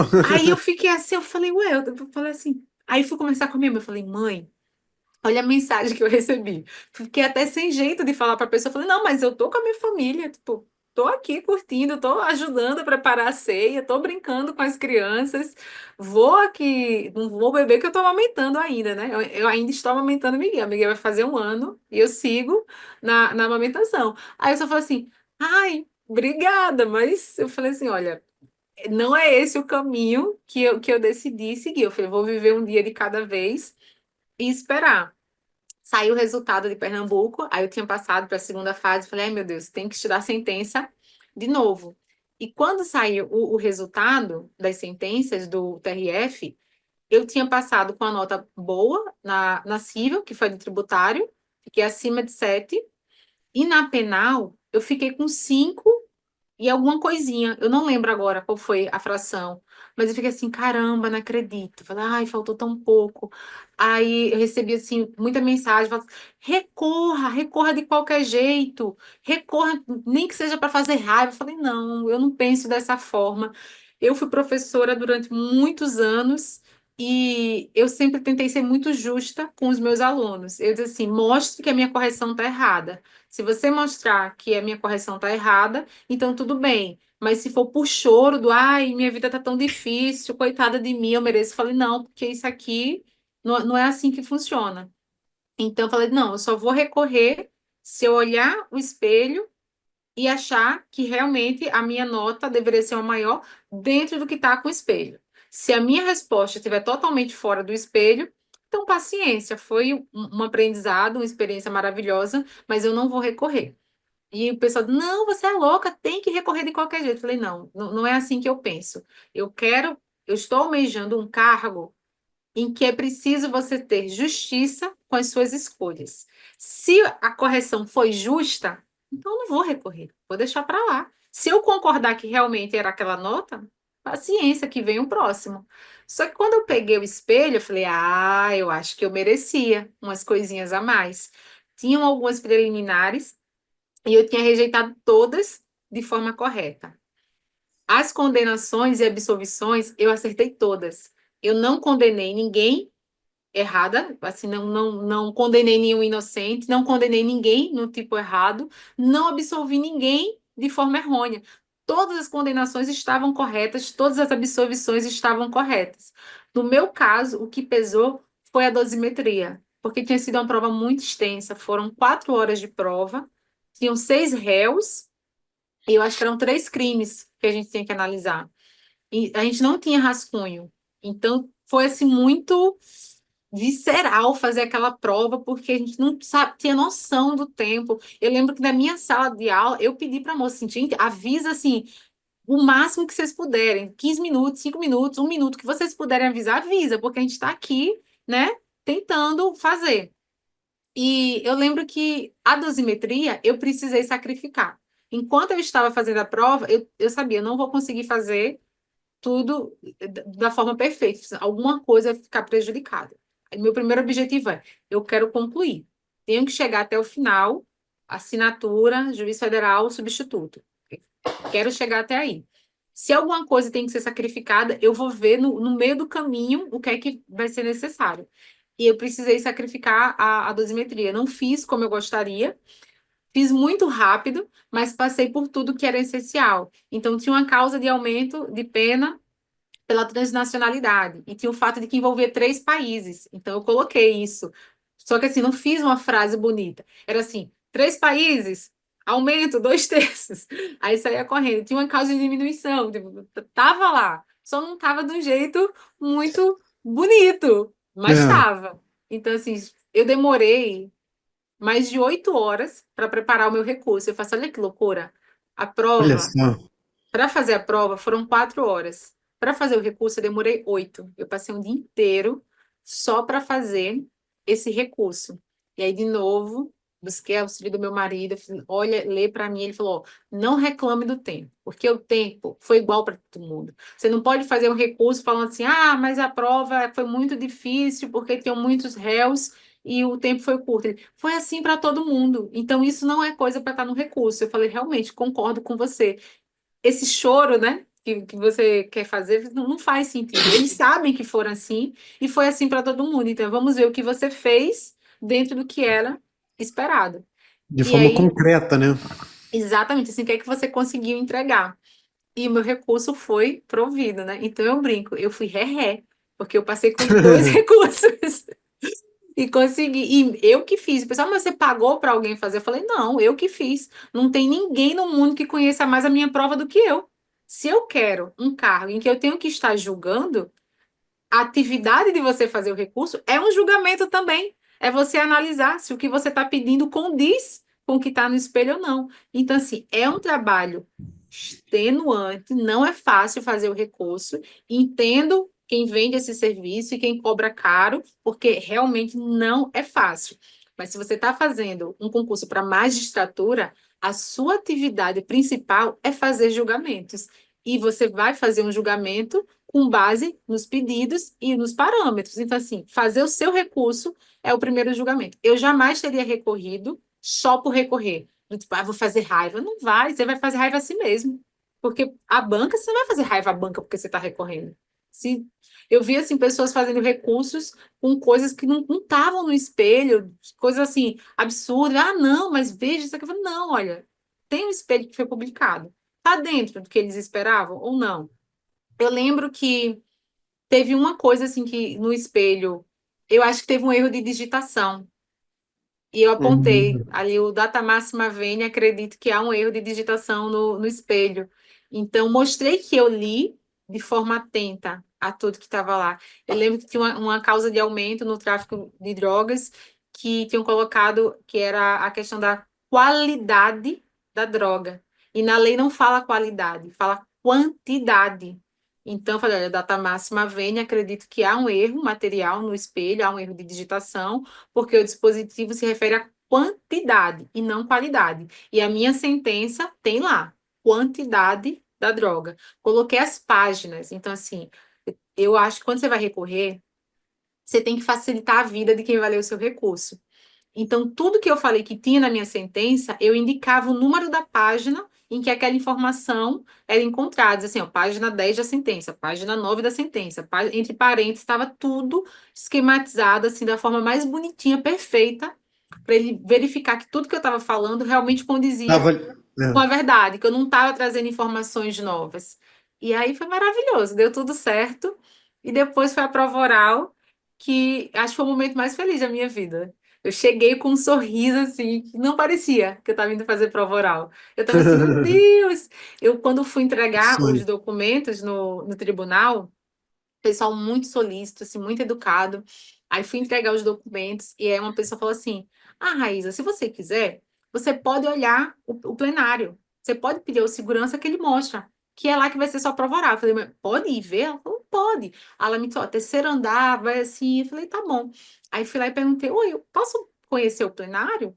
Aí o segurança falou, pode. Quando eu entrei, assim, tinha um corredor branco, de luzes brancas, com a foto de todos os desembargadores assim, da decana até o mais recente, todo mundo. Eu fui tomada por uma emoção, eu comecei a chorar. Nossa. Parecia que eu tava assim, acho que é uma criança que chega na Disney, parecia que eu tava vivendo um sonho. Aquele lugar lindo, aquela luz branca, tudo. E eu comecei a chorar. Aí o segurança, ele, calma, você vai passar, fique tranquila, e obrigado. Só que eu não tava chorando de nervoso. Eu tava chorando de felicidade. De emoção e de felicidade. Que legal, Uma cara. Que emoção que eu nunca senti na minha vida. Eu fico assim, oh, meu Deus, ralei tanto para chegar aqui. Tiveram momentos que eu pensei, eu acho que não vai acontecer, eu tenho que repensar a minha vida. E tá acontecendo, eu tô aqui. Então, assim, olhei aquele lugar, aí ele me mostrou o plenário, aí eu falei assim, eu vou fazer um vídeo. Aí comecei a filmar o espaço e falei assim, fiz um vídeo para minha família, eu disse assim, é aqui que o meu sonho vai se realizar. É aqui que no dia 21 de fevereiro eu vou virar juíza federal. Eu vou fazer a prova e eu vou passar. E assim, mandei o vídeo para minha família e todo mundo chorando junto. Meu Deus, você vai acreditar, eu confio, eu tenho certeza que eu vou conseguir. Fiquei assim, muito leve, porque foram 3 semanas. O resultado do recurso saiu dia 29 de janeiro. E eu fui designada para fazer a prova oral no dia 21 de fevereiro. Porque eu tinha passado no TJ Pernambuco e a segunda fase aqui ia ser no domingo e na segunda anterior à prova. Uhum. Então, como eu não poderia estar antes, eles colocaram todo mundo que estava na segunda fase do TJ Pernambuco no último dia. Então, consegui ficar no último dia e consegui fazer a prova aqui. E muitos colegas meus que tinham passado não vieram fazer a prova. Falaram, não, vou ficar, vou focar na prova oral. Eu falei, olha, eu não vou estudar mais para a segunda fase, vou estudar só para a prova oral, mas eu estou em casa. Eu me sinto desconfortável em não ir fazer uma prova Claro, estando em casa. Eu falei, não, estou em casa, eu vou fazer. Não é a minha carreira-alvo, mas eu estou em casa, eu vou fazer. E acho que assim, me deu até uma relaxada. Que eu fui fazer a prova muito leve, fui, fiz, assim, voltei muito tranquila. Fui para o Rio, aí tinha pedido autorização à banca, na prova oral, falou assim, olha, eu queria levar meu filho comigo, assim, será que vai ter algum espaço que eu possa amamentar, caso seja necessário? E eles foram maravilhosos, falaram assim, não se preocupe, se você precisar amamentar, a gente vai arrumar um espaço para você. Então, fiz a prova oral, levei minha mãe, meu marido e meu filho comigo, eu disse assim, são as pessoas que eu mais amo nessa vida, e eu acredito que eu só vou fazer a prova oral uma vez, porque eu vou passar. Então, eu quero eles comigo nesse momento. Porque é, quando eu fui fazer o vestibular de Direito, na época, a gente ia para uma praça em Maceió chamada Praça Sinimbu. E o resultado era lido no microfone. E eu levei minha família comigo e eu fiquei pensando, cara, se eu não passar vai ser uma vergonha muito grande, porque tá todo mundo é, e todo mundo tinha tanta confiança que eu ia passar. Eu tenho esse vídeo, ele é maravilhoso. Porque fizeram uma rodinha e eu aqui no meio, que a gente assim jogava ovo, maisena, essas coisas para fazer o trote. E aí eu tô lá assim no meio da rodinha, quando fala assim, Raiz, aí todo mundo, aí todo mundo, calma, que pode ter duas, né? Aí quando leram o sobrenome, ai, é ela mesma, joga. Foi aquela agitação, aquela coisa maravilhosa. Então, os meus momentos de conquista, eu sempre dividi com a minha família. Eu é, disse, eu quero dividir com eles. Então, assim, quando eu fiz o mestrado, minha mãe, minhas irmãs, meu sobrinho, todo mundo comigo na defesa do mestrado. Eu disse, se vai ter a prova oral, eu falei que quero eles comigo também. E aí com levei minha certeza. mãe, É, meu marido, filho, e passei as 24 horas em um apartamento com eles. Então, assim, eu parava para amamentar. Tinha horas que meu filho queria ficar comigo no quarto, só por estar perto. Então, eu ficava sentada na cama, estudando com ele, no meio das minhas pernas, brincando. Botava os brinquedos dele lá e ficava brincando. Eu falei, cara, eu nunca imaginei que a minha prova oral ia ser assim. Eu achava que eu ia ficar louca, que eu não ia querer ver ninguém, que eu ia me trancar, que eu não queria falar com ninguém. Eu falei, não. Conversando com minha mãe, Rio, tava muito quente, então minha mãe vinha o tempo todo, trazia uma aguinha. Aí disse assim, você quer que eu leve o Miguel? Eu falei, não, mãe, pode deixar aqui. Aí meu marido vinha, tá precisando de alguma coisa? Eu falei, não, amor, tá tudo tranquilo. tá tudo bem. Nossa, muito Fui bom. dormir 10h30 da noite, que o pessoal falava assim, não, o pessoal que eu contratei do suporte para prova oral falou assim, olha, até 1h da manhã a gente fica aqui com você, caso você precise de alguma coisa. Deu 10h30, eu falei, não, gente, vamos dormir, 10h30. Todo mundo, eu durmo 9, 9h30, eu tô indo pra cama dormir. Eu falei, 10h30 já passou do meu horário. A pessoa, você vai dormir? Eu falei, vou. Amanhã eu acordo cedo e continuo estudar. E aí É. fui no dia seguinte estudar. Cheguei muito leve no tribunal, sorrindo, assim. Eu, não sei, fiquei brincando, fazendo, gente, acho que eu parecia o Coringa, porque eu não parava de sorrir, eu tava o tempo inteiro assim. Cheguei para fazer a prova assim, oi, gente, tudo bom? E querendo conversar, e os meus colegas que iam fazer a prova, eu vendo que eles estavam tensos, todo mundo querendo revisar. Eu falei, olha, eu tenho material aqui, se alguém quiser revisar, porque eu não Muito conseguia bom. mais revisar. Eu falei, ó, eu estudei tudo que eu tinha para É. estudar. Achei até que minha prova foi muito rápida. Queria que tivesse demorado mais. Porque assim, meu Deus, já Nossa. acabou. Faz mais pergunta. Eu tô adorando isso aqui. Achei É. maravilhoso. Foi E como, assim. e como foi receber a notícia, né? Da aprovação E eles deram a notícia no dia. no dia. Então, assim, eu me retirei do plenário, porque Miguel, ele começou a dormir quando eu fui fazer a prova. Aí minha mãe falou assim: Meu Deus, quando ela começar a falar, ele vai ouvir a voz dela e vai acordar. E aí foi, realmente aconteceu. Aí ele começou, quando eu comecei a responder, ele começou a querer ficar choroso. Aí o pessoal, muito solícito, conseguiu um espaço para que meu marido ficasse com o Miguel, num mezanino, acompanhado de um policial, enquanto ele me assistia fazer a Uhum, defesa. claro. Então, em respeito aos colegas, para evitar que Miguel chorasse, depois da minha prova eu saí do plenário e a gente foi para um outro espaço. Então, não consegui ver a prova de ninguém. Mas eu senti que eu estava vivendo um filme. Sabe aquele momento da emoção, que todo mundo fala, meu Deus, é isso aqui. Porque quando o presidente da banca disse que eu podia sair, eu fiquei assim, mas já acabou, eu posso ir mesmo? Aí quando eu levantei, que eu me virei, tava minha mãe. Eu tenho uma grande amiga que mora no Rio, assim, que é uma amiga irmã. Ela foi assistir a minha prova. Então tava minha mãe, minha amiga, meu marido e os colegas, e a família desses colegas que estavam lá também, pessoas que eu não conhecia. Quando eu virei, tava todo mundo vibrando. Parecia que eu tinha feito um gol na Copa do Mundo. Porque pessoas que eu não conhecia, assim, vibrando. Meu Deus, você arrasou, foi maravilhosa. E eu só ficava assim, foi? Tipo, pô, então é isso? Aí eu lembro que tinha um colega que tinha feito a prova alguns dias antes. Eu não conhecia. E ele veio e me deu um abraço. Raíssa, você arrasou. Ele, ainda bem que eu não tô no mesmo dia que você, porque você foi muito bem. E aí, a esposa de um colega que ainda ia fazer a prova assim: Meu Deus, quando você terminou, a gente queria ter uma plaquinha 10 para levantar assim. Você foi muito bem. E eu ainda tava assim, meio que em estado de choque. Falei: Foi, gente? Eu falei: Então, vou passar? É isso? E todo mundo assim do tribunal, eu lembro que uma pessoa veio falar assim: Raíza, eu não vi a sua defesa, mas tá todo mundo falando que você foi muito bem na prova oral. Parabéns. Eu falei: Ai, meu Deus, obrigada. E assim, foi uma emoção maravilhosa. Muita gente ficou no corredor, que eu fui para esse corredor para aguardar chamarem de volta por conta de Miguel. E todos os colegas no corredor, eu fiquei pensando, gente, por que que vocês estão aqui? Eu pensando, não, a gente está muito nervoso para ficar no plenário. Aí chamaram de volta e eles começaram a ler em ordem alfabética os nomes. Aí Raíza, né? A gente fica lá no fundo. Então, assim, eu via meus colegas chorando quando estavam dando as notas. Eu fiquei com 7,1 na prova. E assim, ninguém passou a barreira do 8. Todo mundo ficou ali, as maiores notas, foi todo mundo na casa do 7. E eu falei assim, gente, não importa. No meu coração eu sentia que todo mundo ia passar. E eu dizia isso no grupo, todo mundo vai passar. Eu sinto muito isso. E assim, quando deram o resultado que eu tinha passado, minha mãe chorava de um lado, meu marido chorava do outro, e eu só fazia rir. Eu tava assim, numa felicidade, eu falei assim, eu não sei se a ficha não caiu, ou se é porque quando eu tenho momentos de grande felicidade, eu não consigo chorar, eu só choro depois. Quando meu marido pediu em casamento, ele fez uma surpresa muito linda, assim, muito romântica. E eu lembro que eu tive uma crise de riso. Eu falei, meu Deus, tudo assim muito lindo. E eu não chorei. E assim, ele filmou, aí a gente publicou, assim, mandou para amigos. E eu lembro que minha irmã estava no trabalho, ela falou assim, Rai, eu tenho colegas de trabalho que não te conhecem, que estão chorando com o seu vídeo de noivado. Eu falei, menina, o povo que eu não conheço está chorando assim. E eu não chorei.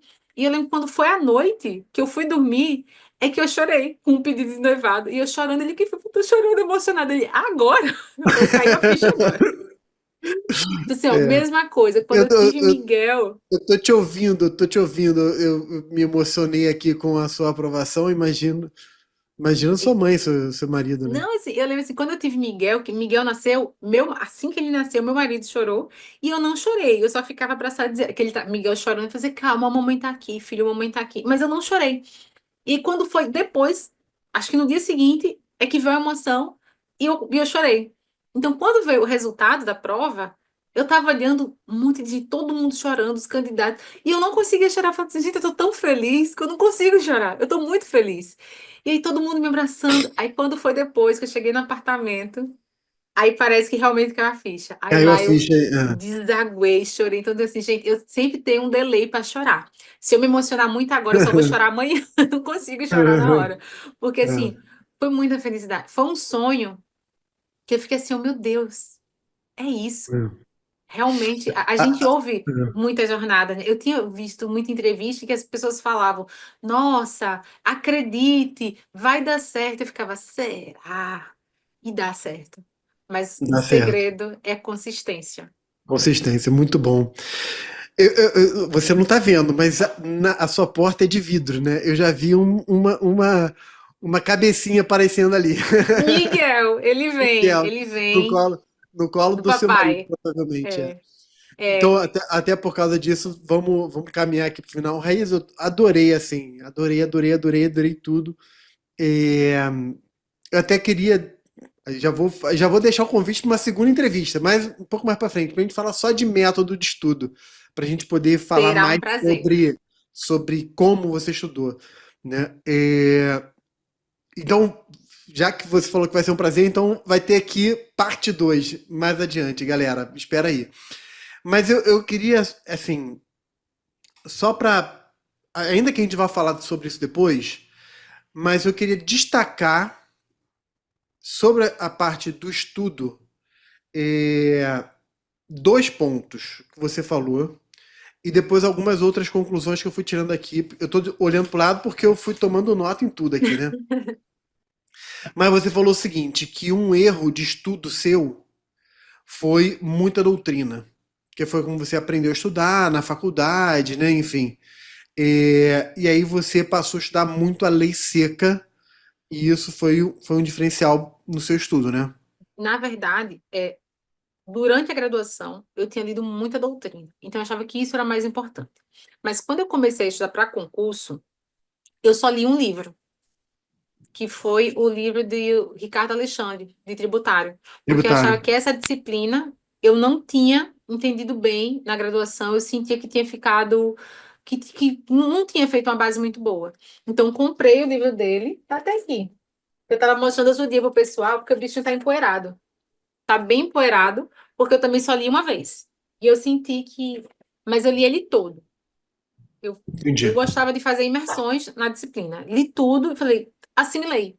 E depois eu não senti mais a necessidade de fazer estudo da doutrina. Só que eu focava em outras coisas. Então, por exemplo, o cursinho dava muito material. Então, eu queria assistir muita videoaula, ler muita jurisprudência e ler o material do cursinho. Mas eu não lia, ó, Miguel me chamando, e É, não lia a lei seca. Ou então eu lia muito picotado. Eu nunca tinha feito uma imersão na lei seca. E eu entendi. demorei a perceber que era isso que estava faltando. Porque eu ficava assim, o que Entendi. está faltando? Eu estou toda vez ali na beiradinha, eu estou escorregando, eu não estou conseguindo ir. E aí eu percebi que era a lei seca. Muita gente me perguntando essa questão do estudo, e eu faço, olha, é você que tem que se conhecer. Porque eu fazia questões, eu ia muito bem em todos os simulados, mas quando chegava na prova, estava tendo essa escorregada. Então, no meu caso, eu percebi que era a lei seca que eu negligenciava por ter tido uma formação acadêmica que não era voltada para o estudo, da lei seca. A gente estudava muita doutrina na graduação, então eu não conseguia dar a importância necessária que a lei tinha. Aí, no meu Entendi. caso, isso foi fundamental. Muito bom, muito bom. E tem duas coisas que você falou, muitas coisas você falou, mas assim, duas coisas que eu quero pegar aqui para fazer esse fechamento aqui. Uma foi agora no finalzinho que você falou sobre consistência, né? De se manter consistente. E a outra coisa, que aí eu vou pegar a sua fala agora, que é se conhecer, foi quando você, tendo vivido uma situação dramática que você viveu, né? Que foi a perda do seu pai, e você entendeu que para a sua vida, para a sua história, não fazia sentido perder os momentos tão importantes da sua família, né? E aí você resolveu viver intensamente esses momentos, né? Fazendo algumas escolhas, aquilo que era mais rotineiro deixava de lado, mas aquilo que era muito marcante, um casamento, um batismo, enfim, como a gente falou, você então prestigiava, né? Viagem de família, né? Ia sem culpa, vou aproveitar, vou viver esse momento aqui inteiro e depois volto para o estudo, né? E por que que a gente já falou sobre isso, a gente não vai voltar porque você falou muito bem sobre isso. Mas assim, qual é a conclusão ou um aprendizado que eu extraio aqui para deixar para a galera, que é o que você falou, se conhecer, né? Assim, e é o se conhecer não apenas no que diz respeito à forma de aprendizado, né? Mas também se conhecer de relação à vida, né? Assim, calma aí.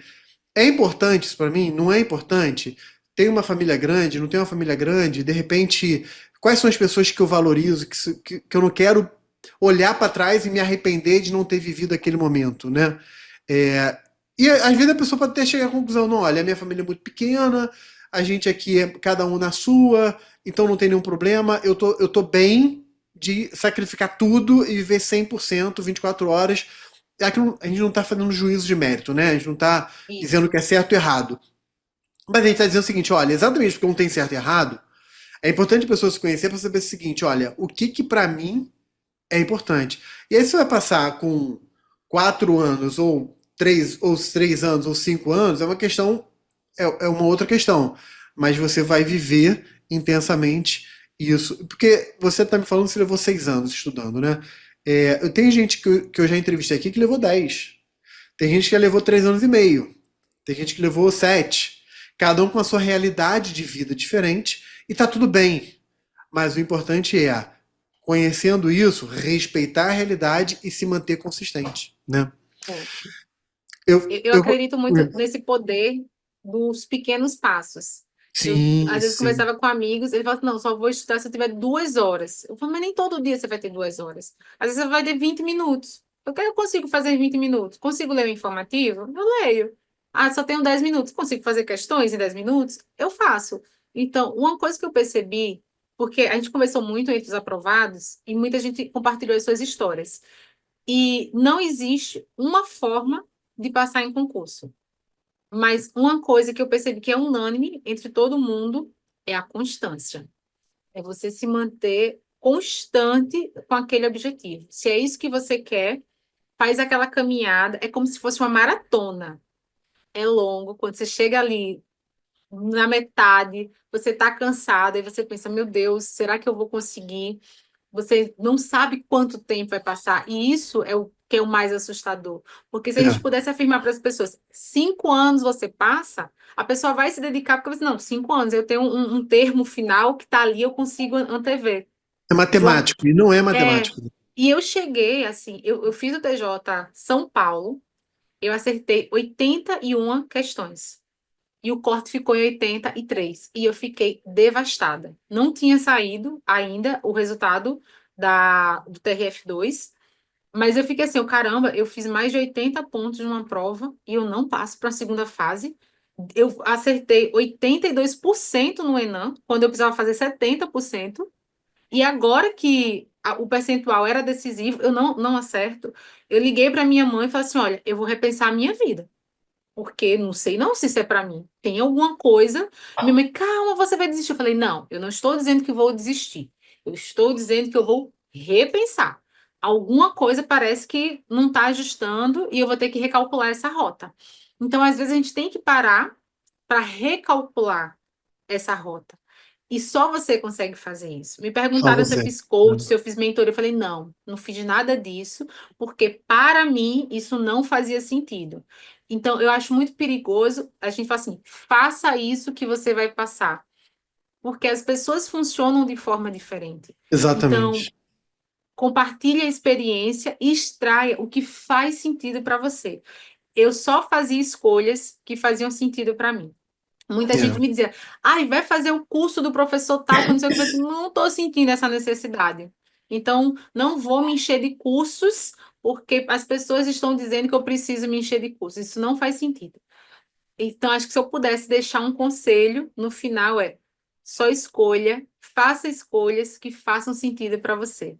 Pode ser a pessoa mais renomada do mundo jurídico que está mandando você fazer X coisa. Se no teu coração aquilo não faz sentido, agradeça, mas não faça. É. Eu sempre no final peço para quem está sendo entrevistado dar uma frase marcante. E nem vou pedir, porque essa já é a frase. Só faça escolhas que fazem sentido para você. Né? Eu tenho frases na minha parede Ah, tá. para poder me motivar. Durante os anos de estudos, eu coloquei 3 frases. Eu botei Legal. uma que é assim: eu quero, eu posso, eu consigo.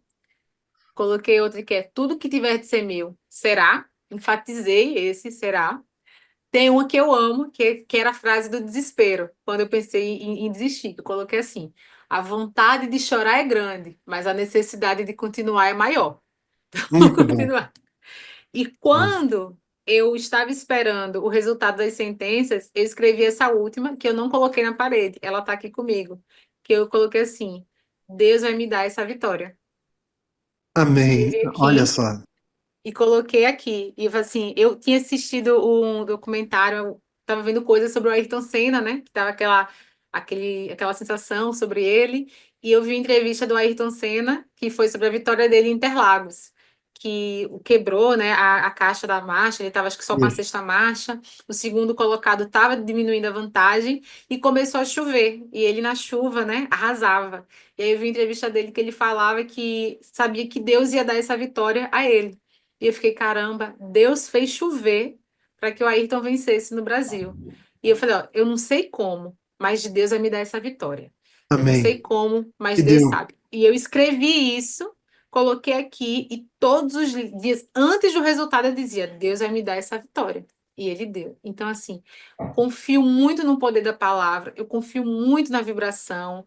Eu via muita gente com energia negativa, sempre compartilhando memes ou coisas depreciativas, fazendo com que a jornada seja ainda mais pesada. Gente, não dê um peso maior do que as coisas precisam ter. A vida já é pesada pra caramba, então tente tornar as coisas mais leves e Exato. acredite no que faz sentido para você. Então, eu vou encerrar, minha frase vai ser essa. Façam escolhas que fazem sentido para você. Muito bom. Adorei as frases e Deus vai me dar essa vitória. Muito bom. Muito bom. Raíssa, querida, muito obrigado. Adorei. Adorei, adorei a tua energia, adorei a tua história, adorei. Já tô olhando a Miguelzinho. O Miguelzinho tá aparecendo ali de vez em quando, né? Tá. O pai disse que ele se acalma só de me ver. Então, às vezes eu estava Ah, então. estudando, aí ele vinha, tipo, me olhava e falava, mamãe tá aqui, né? É, tá aí. E, assim, uma coisa que eu nunca carreguei foi culpa. Que eu vejo muitas mães carregando culpa. Eu disse, não, eu só sinto culpa se eu estiver fazendo alguma coisa errada. E eu faço de tudo para ser a melhor mãe para o meu filho. Mas a gente também tem que fazer escolhas. Então, muitas vezes, eu sabia que ele me queria. Eu falava, deixa só a mamãe terminar esse raciocínio. Fechei aqui o raciocínio, encerrei essa matéria, saía, pegava meu filho, brincava. Então, desde que Miguel nasceu, a maior parte do tempo eu estudei com ele. Assim, eu tenho 1000 fotos que eu nunca publiquei, porque eu nunca publiquei nada sobre isso, mas é porque assim, eu estava em casa sozinha com ele, e minha mãe, o meu marido, irmã, alguém perguntava: tá fazendo o quê? Eu tirava uma foto. Estou estudando com ele. Então, assim, tá Muito bom. estudando e ficando com ele, porque a vida, ela se interlaça. Você tem a vida profissional, a vida pessoal, e É não tudo é tem uma como coisa você separar. só, né? É É. tudo vida. Então, você tem que descobrir uma forma de administrar a sua vida. E ninguém tem como fazer isso por você. Verdade, verdade. Querida, muito bom. Ninguém tem como fazer e tem que administrar. A vida é uma só. Muito legal. Olha, já vamos deixar depois a gente marca para fazer essa segunda parte aí, só para a gente falar sobre método de estudo, o que que deu certo, o que que não deu certo, o que que Será você um indica. prazer. Vai ser muito bom. Desejo aí uma nova etapa no momento que a gente, galera, no momento que a gente está gravando essa entrevista, a Raíza vai tomar posse daqui a alguns dias, né? Então ela já está ali com a mala, a gente estava falando hoje, ela já está com a mala pronta para vir para o Rio de Janeiro. Falo vir porque eu moro aqui, né? Eu e minha É. família, a gente mora aqui. Para vir aqui para o Rio de Janeiro, para já tomar, vai vir com a mãe, vai vir com o Miguelzinho. Daqui a pouco, depois o marido vem, pouco depois o marido vem, enfim.